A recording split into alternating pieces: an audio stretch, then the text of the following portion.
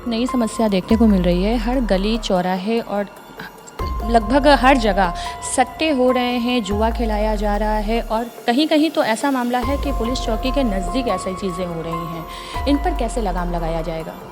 देखिए, इसके लिए हम लोगों ने अभी आम नागरिकों की, व्यवसायी, यहाँ के जो व्यापारीगण थे उनकी बैठक की थी और भी हम बैठक कर रहे हैं। होता है इनकाउंटर पर फिर सवाल उठाए जाते हैं, तब पुलिस की जो मानसिक स्थिति है वो किस तरह से काम करती है? देखिए, मुठभेड़ कोई प्लानिंग के तहत नहीं होती है। जब भी मुठभेड़ होती है पुलिस आत्मरक्षा में ही करती है, उसके अलावा कोई ऑप्शन उस समय नहीं होता है। जैसे जो 2 प्रकरण मैंने बताए आपको, ये दोनों प्रकरण ऐसे थे कि अगर हम नहीं गोली चलाते तो हम ही उसमें मार दिए जाते, तो कोई ऑप्शन नहीं। इस बैच में आपने क्रैक किया था यूपीएससी? देखिए, मेरा 97 बैच है, मतलब मैंने 96 में एग्ज़ाम दिया था और 97 में सर्विस ज्वाइन की थी। एटीएम में आपने क्रैक किया था। अक्सर स्टूडेंट्स कई क्रैक के बाद हताश हो जाते हैं। मेरा सिलेक्शन सेकंड अटेम्प्ट में हुआ था। प्रथम अटेम्प्ट में मेरा प्रीलिम क्लियर हुआ था, लेकिन आगे चरण में मैं नहीं क्लियर कर पाया था। सेकंड चरण में ये सिलेक्शन हुआ था। Thank you so much. एक बार आप नवरात्रि के लिए, दशहरे के लिए अगर हमारे दर्शकों से कुछ कहना चाहें तो आप कह सकते हैं। मेरा सभी काशीवासियों से आग्रह है कि त्योहारों को बहुत ही शालीनता के साथ, भाईचारे के साथ मनाएं। खुशियों का त्यौहार है। आने वाले जितने भी त्यौहार हैं, चाहे विजयदशमी हो, चाहे हमारा दीपावली का त्यौहार हो, और पुलिस पूरी तरह आपके साथ है। हर जगह कंधे से कंधा मिला करके खड़ी है। नमस्कार, जय देश आप देख रहे हैं और आज हम पहुंच चुके हैं वाराणसी के पुलिस कमिश्नर मोहित अग्रवाल जी के कार्यालय में। आप देख सकते हैं कि ये मोहित अग्रवाल जी का, पुलिस कमिश्नर साहब का कार्यालय है, आवास है, और यहाँ पर अभी हम अंदर जाएंगे और उनसे बात करने की कोशिश करेंगे।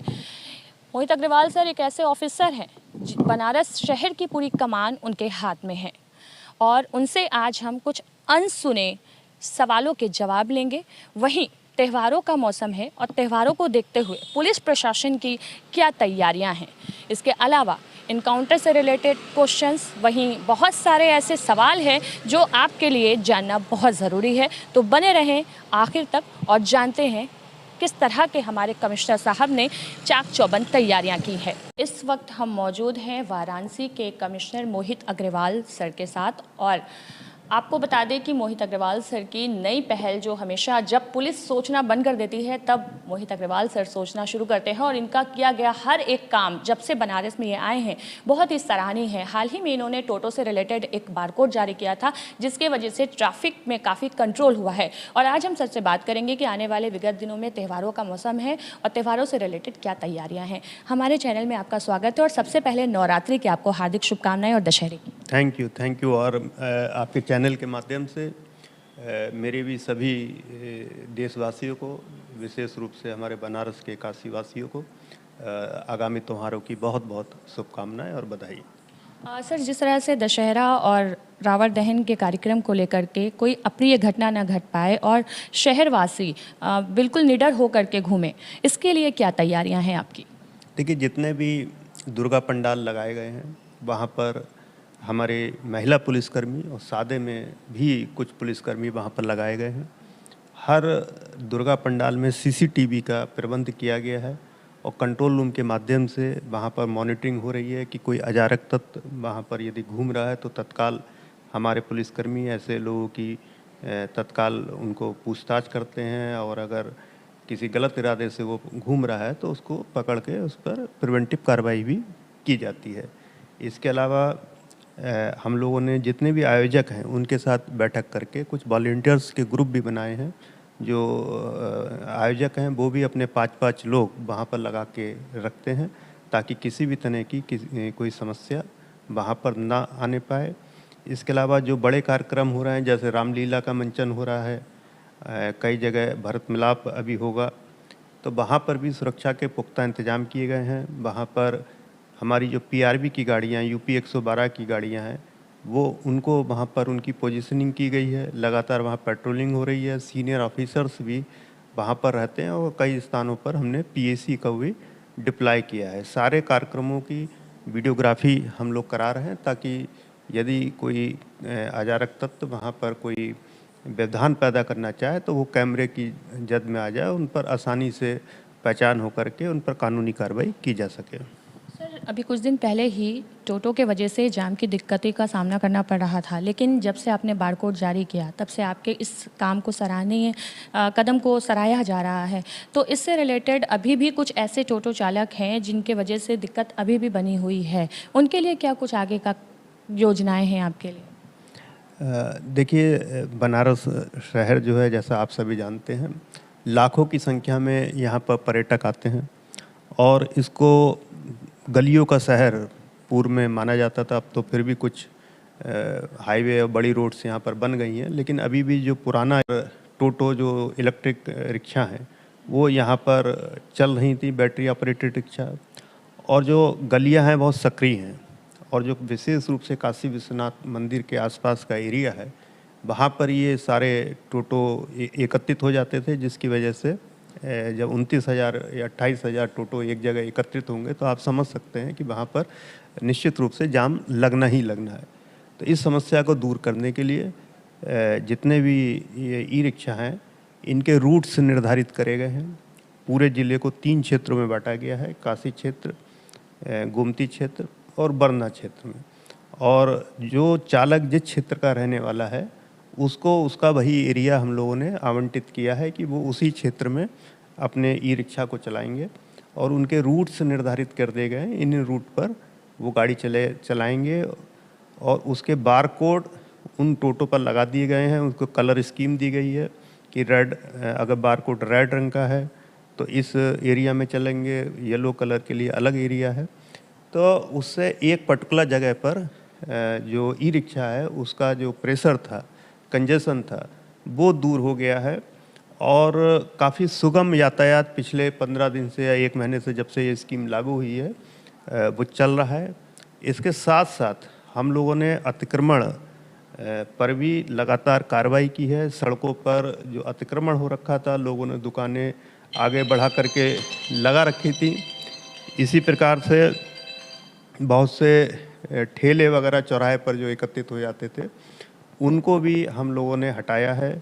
हर रूट पर एक क्रेन चल रही है। जो लोग सड़कों पे बेतरतीब अपनी गाड़ियां खड़ी कर देते हैं, क्रेन के माध्यम से उनको उठाया जा रहा है। इसका भी एक साइकोलॉजिकल इम्पैक्ट किया गया है। इसके अलावा हम बहुत सारे ऐसे नर्सिंग होम यहाँ पर हैं, हॉस्पिटल्स हैं, व्यावसायिक प्रतिष्ठान हैं, जिसमें मैप में पार्किंग का प्रोविज़न है, लेकिन उस स्थान को पार्किंग के रूप में प्रयोग ना करके व्यावसायिक गतिविधियों के लिए प्रयोग कर रहे हैं।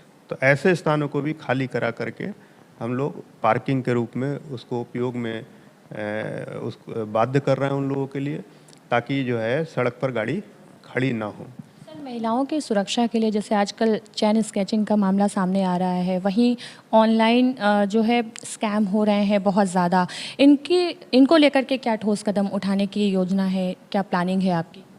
देखिए, जो अभी आपने बताया ऑनलाइन स्कैम के लिए, इसके लिए जनता में अवेयरनेस, इसका एकमात्र बचने का उपाय यही है कि जनता अवेयर हो। इसको लेकर के लगातार स्कूलों में, कॉलेजेज में, गांव में हम लोग लगातार कैंप कर रहे हैं। वहाँ पर बच्चों को और महिलाओं को और आम नागरिकों को शिक्षित किया जा रहा है कि किसी भी तरह के लालच में ना फंसे। कोई भी स्कीम ऐसी नहीं है जो 1 साल में आपके पैसे को 2 गुना, 3 गुना या 4 गुना कर देगी। इसी तरह से डिजिटल अरेस्ट के नाम पर ना डरें। यदि कोई ऑनलाइन पुलिस स्टेशन दिखा करके आपको ये कहते हैं कि आपको डिजिटली अरेस्ट किया जा रहा है, या आपके पैसे का मनी लॉन्ड्रिंग में प्रयोग हुआ है, या आपने कुरियर भेजा था उसमें ड्रग्स पाए गए हैं, इस तरह से कोई आपको डरा धमका रहा है फ़ोन पर, तो तत्काल अपने नज़दीकी थाने को सूचित करें, और ऐसे मामलों में बिल्कुल भी डर करके पैसे को ट्रांसफ़र ना करें। और यदि किसी के साथ साइबर क्राइम हो ही जाता है तो तत्काल 1930 नंबर पर तत्काल कंप्लेंट दर्ज कराएं। यदि वो 2 से 3 घंटे में कंप्लेंट दर्ज हो जाती है तो काफ़ी संभावना रहती है कि उसका पैसा वापस मिल जाए। वो होल्ड हो जाता है पैसा और बैंक के माध्यम से वापस हो जाता है। वाराणसी में इस समय एक नई समस्या देखने को मिल रही है। हर गली चौराहे और लगभग हर जगह सट्टे हो रहे हैं, जुआ खिलाया जा रहा है और कहीं-कहीं तो ऐसा मामला है कि पुलिस चौकी के नज़दीक ऐसी चीज़ें हो रही हैं। इन पर कैसे लगाम लगाया जाएगा? देखिए, इसके लिए हम लोगों ने अभी आम नागरिकों की व्यवसायी यहाँ के जो व्यापारीगण थे उनकी बैठक की थी और भी हम बैठक कर रहे हैं पैदल गश्त के माध्यम से जनता से संपर्क कर रहे हैं, उनसे इस तरह की सूचनाएं जुटा रहे हैं और उसके लिए फिर स्पेशल टीम्स बना करके हेडक्वार्टर लेवल से ही गोपनीय टीमें बना करके ऐसी जगह रेड्स डाली जा रही हैं। अभी काफ़ी मात्रा में हम लोगों ने गांजा पकड़ा था। काफ़ी अभी लंका थाना क्षेत्र में एक कंसील्ड ट्रक में कंसील्ड रूप से शराब ले जाई जा रही थी, उसको पकड़ा गया था। जुआ भी पकड़ा गया है। तो लगातार इन पर कार्रवाइयाँ आगे आने वाले दिनों में होती रहेंगी। अवैध पटाखे पिछले दिनों पकड़े गए हैं। तो जैसे जैसे हमको सूचना मिलती है हम लोग उस पर लगातार हमारी टीमें कार्रवाई कर रही हैं और भविष्य में भी होती रहेंगी। कई होटलों और लॉज में अवैध सेक्स रॉकेट चलाए जा रहे हैं। ज़्यादातर कुछ तो संज्ञान में आया है, पुलिस विभाग ने कार्रवाई भी की है, लेकिन अभी भी कुछ ऐसे हैं जो छुपे हुए हैं। नहीं, बिल्कुल इस पर भी कार्य हो रहा है और पिछले दिनों हम लोगों ने 20 लड़कियां इस तरह की और उनके साथ में जो कस्टमर थे और उसको कराने वाले लोगों को उन सबको पकड़ा गया था और उनको जेल भेजा गया था। बड़ी कार्रवाई हुई थी और भी इस तरह के जो होटल्स हैं, स्पा सेंटर्स हैं, उनको चिन्हित किया जा रहा है और उस पर हमारी टीमें लगी हैं और उस पर उचित समय पर कार्रवाई की जाएगी। सर, लगभग आपको वाराणसी में आए 6 से 7 महीने हो गए। इन 6 से 7 महीनों में वाराणसी शहर को आपने कितना जाना? क्या लगता है क्या चुनौतियां हैं वाराणसी में जिनको चेंज करने की ज़रूरत है? काफ़ी कुछ आपने चेंज किया है, लेकिन अभी और क्या चीज़ें रह गई हैं? देखिए, बनारस बहुत ही महत्वपूर्ण ज़िला है और ये हमारे प्रधानमंत्री जी का संसदीय क्षेत्र है। यहाँ पर लाखों की संख्या में प्रतिदिन देश और विदेश से श्रद्धालु यहाँ पर आते हैं। तो सबसे बड़ी चुनौती हमारे लिए यही रहती है कि जो हमारे अन्य प्रदेशों से, आंध्र प्रदेश से, तमिलनाडु से, महाराष्ट्र से जो श्रद्धालु आते हैं वो एक अच्छी छवि लेकर के इस ज़िले की अपने प्रदेश में जाएं और कोई नेगेटिव चीज़ यहाँ से लेकर ना जाए। तो इसलिए मंदिर की सुरक्षा व्यवस्था, वहाँ पर उनको सुगम दर्शन हो और कहीं ट्रैफिक की जो व्यवस्था है सड़क पर उनको किसी भी तरह का कोई दिक्कत ना हो, ये यहाँ की एक बड़ी चुनौती है जिस पर पुलिस लगातार काम कर रही है। सर, लगातार आपकी सराहना की जाती है निडर और तेज़ तर्रार ऑफिसर्स में। इसका जो है वो मेन कारण क्या है? क्योंकि आपने इसके पहले कई ऐसे बड़े केसेस हल किए हैं पोस्टिंग में जब आप कानपुर में थे। तो उनमें से कोई एक ऐसे वाक़ये का आप ज़िक्र करें हमारे दर्शकों के साथ जो उनके लिए एक प्रेरणादायक हो। नहीं, देखिए, पुलिस की सर्विस में अक्सर ऐसे मौके आते हैं जब आपको बड़ी-बड़ी चुनौतियों का सामना करना पड़ता है और मेरे करियर में भी अब 25 साल की सर्विस हो गई। तमाम ऐसे मौके आए हैं जिसमें आमने-सामने अपराधियों का सामना हुआ है और उसमें हम लोगों को ऊपर वाली कृपा से सफलता भी मिली है। एक प्रकरण में आपको जब मैं आईजी कानपुर था तब का बताता हूँ। फतेहगढ़ जनपद मेरे रेंज में आता था और वहाँ पर करीब 23 बच्चों को बंधक बना लिया गया था और वहाँ पर जो क्रिमिनल था वो लगातार फायरिंग कर रहा था और जब तक हम मौके पर पहुँचे वो 6-7 लोगों को गोली मारकर, बम फेंककर अंदर से घायल कर चुका था और वो बहुत बड़ी चुनौती थी क्योंकि हमको एक तरफ क्रिमिनल को भी पकड़ना था और दूसरी तरफ बच्चों को भी सुरक्षित निकालना था कि किसी भी बच्चों को, क्योंकि सारे बच्चे मैक्सिमम 7-8 साल तक के थे, तो किसी को भी कोई खरोच नहीं आए ये हमको सुनिश्चित करना था। तो उन परिस्थितियों में हम लोगों ने रात के 1 बजे एक बहुत प्रोफेशनल तरीके से वहाँ पर ऑपरेशन किया और पूरे जो भी अपराधी थे वो मुठभेड़ में मारे गए और सारे बच्चों को सुरक्षित निकाला गया। तो ये बहुत ही एक चैलेंजिंग ऑपरेशन था। और दूसरा एक केस कानपुर में ही बिकरू कांड आप लोग ने सुना होगा। हमारे 8 पुलिसकर्मी रात में एक सिरफरे क्रिमिनल की वजह से मार दिए गए थे। तो उनको हमने जो क्रिमिनल थे उनको, जितने भी क्रिमिनल्स उसमें थे, करीब 30 अपराधी उसमें तब हमने गिरफ्तार किए थे, जिसमें से 6 अपराधी पुलिस मुठभेड़ में मारे गए थे। 2 अपराधी तो अर्ली मॉर्निंग ही मार दिए गए थे।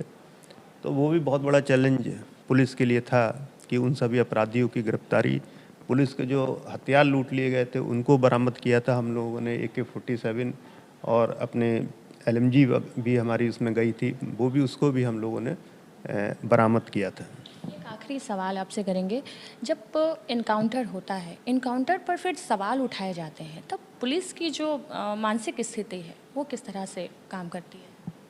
देखिए, मुठभेड़ कोई प्लानिंग के तहत नहीं होती है। जब भी मुठभेड़ होती है पुलिस आत्मरक्षा में ही करती है, उसके अलावा कोई ऑप्शन उस समय नहीं होता है। जैसे जो 2 प्रकरण मैंने बताए आपको, ये दोनों प्रकरण ऐसे थे कि अगर हम नहीं गोली चलाते तो हम ही उसमें मार दिए जाते। तो कोई ऑप्शन नहीं था कि जब हम घर के अंदर घुसे, जो बच्चों को बंधक बनाया गया था, तो क्रिमिनल जब गोली चला रहा, आप उसका जवाब अगर गोली से नहीं देंगे तो निश्चित रूप से फिर पुलिस बल का कोई ना कोई हानि उसमें हो गई। तो कोई अल्टरनेटिव नहीं होता इसका जो है। लेकिन ये सब चीज़ें ऐसी होती है जो पब्लिक आई में नहीं होती हैं। ये मुठभेड़ तो पब्लिक आई में थी, इसलिए इसकी कोई कंट्रोवर्सी भी नहीं हुई। लेकिन ज़्यादातर मुठभेड़ ऐसी होती है कि किसी चौराहे पर हो गई, मतलब किसी सीक्रेट जो अंधेरे में पुलिस पीछा कर रही है, क्योंकि जंगल में पुलिस पीछा कर रही है। तो ऐसी जगहों पर होती हैं जिसमें जनता प्रायः विटनेस नहीं होती है, तो उनको इसलिए हमेशा डाउट रहता है। इसलिए सरकार ने इन सब के लिए बहुत ही टफ गाइडलाइंस बनाई हैं। जितने भी इनकाउंटर्स होते हैं उनकी मजिस्ट्रियल जांच होती है, और कई मामलों में जुडिशियल जांच भी हुई है, और इसकी NHRC के माध्यम से भी जांच होती है। जितनी भी मुठभेड़ है NHRC जांच करता है, मजिस्ट्रियल जांच होती है, कई मामलों में जुडिशियल जांच होती है, कोर्ट में भी प्रकरण जाता है, वहाँ से भी हम लोगों को क्लीन चिट जब मिलती है तभी वो मुठभेड़ में सब लोग ये माना जाता है कि मुठभेड़ सही हुई है। तो कई उससे स्टेप्स से गुजरना पड़ता है। तो ऐसा नहीं है कि कोई फर्जी मुठभेड़ करेगा और बच जाएगा।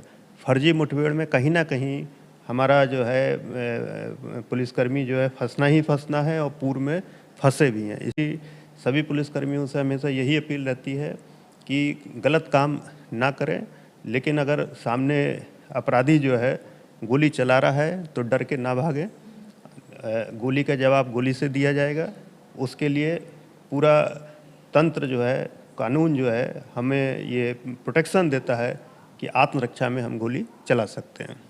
सर, एक ये है, ऐसा सुना जाता है कि एक इनकाउंटर में आपने अपराधी का एक तरफ इनकाउंटर किया और दूसरी तरफ उनकी बेटी को आप खुद पाल पोस रहे हैं, गोद ले लिया, ऐसा क्या सच है? देखिए, वो एक यूनिक प्रकरण है जो फतेहगढ़ का मैंने बताया कि उस प्रकरण में वो जो क्रिमिनल था वो मार दिया गया था, और उसकी जो पत्नी थी वो भी उस प्रकरण में मारी गई थी। तो उसकी एक छोटी बच्ची थी 2 साल की, और चूँकि उस क्रिमिनल की इमेज इतनी ख़राब थी पूरे गांव में और अपने रिलेटिव्स में कि सब लोग उससे हेट करते थे। तो उसकी बच्ची को कोई अडॉप्ट करने के लिए तैयार नहीं था। इवन उसके जो रिलेटिव्स थे, उसके भाई, उसकी बहन, उसको अडॉप्ट करने के लिए उस समय तैयार नहीं थे। इसलिए वो बच्ची चूँकि अनाथ थी, और उसका उस प्रकरण में किसी भी तरह का उसका कोई दोष नहीं था, छोटी बच्ची का। इसलिए मानवता के आधार पर उसको मेरे द्वारा उसकी जिम्मेदारी उस समय ली गई, और वो अच्छी आज के समय में एक इंग्लिश मीडियम स्कूल में, अंग्रेजी मीडियम स्कूल में कानपुर में, GD गोयनका स्कूल में पढ़ रही है, रेजिडेंशियल स्कूल में पढ़ रही है वो बच्ची, और मुझे उम्मीद है कि आगे भविष्य में वो बहुत अच्छा करेगी। किस बैच में आपने क्रैक किया था UPSC? देखिए, मेरा 97 बैच है, मतलब मैंने 96 में एग्ज़ाम दिया था और 97 में सर्विस ज्वाइन की थी। कितने अटेम्प्ट में आपने क्रैक किया था? अक्सर स्टूडेंट्स कई क्रैक के बाद हताश हो जाते हैं। मेरा सिलेक्शन सेकंड अटेम्प्ट में हुआ था। प्रथम अटेम्प्ट में मेरा प्रीलिम क्लियर हुआ था, लेकिन आगे चरण में मैं नहीं क्लियर कर पाया था। सेकंड चरण में ये सिलेक्शन हुआ था। Thank you so much sir, आपने हमारे चैनल को बहुत ज़्यादा जानकारियाँ दी। और एक बार आप नवरात्रि के लिए, दशहरे के लिए अगर हमारे दर्शकों से कुछ कहना चाहें तो आप कह सकते हैं। मेरा सभी काशीवासियों से आग्रह है कि त्योहारों को बहुत ही शालीनता के साथ, भाईचारे के साथ मनाएं। खुशियों का त्यौहार है, आने वाले जितने भी त्यौहार हैं, चाहे विजयदशमी हो, चाहे हमारा दीपावली का त्यौहार हो। और पुलिस पूरी तरह आपके साथ है, हर जगह कंधे से कंधा मिला करके खड़ी है। तो मेरी आप सबको बहुत बहुत शुभकामनाएं और बधाई। बहुत बहुत धन्यवाद सर। वाराणसी से कैमरामैन इरशाद अहमद के साथ मैं खुश रंगीना, धन्यवाद। तो देखा आपने किस तरीके से बेबाकी अंदाज में कमिश्नर साहब ने हमारे सारे सवालों के जवाब दिए और बनारस में रहने वाले सभी नागरिकों को उन्होंने ये कहा है कि त्योहारों के मौसम में सतर्कता बनाए रहें। वाराणसी से कैमरामैन इरशाद अहमद के साथ मैं खुश रंगीना, धन्यवाद।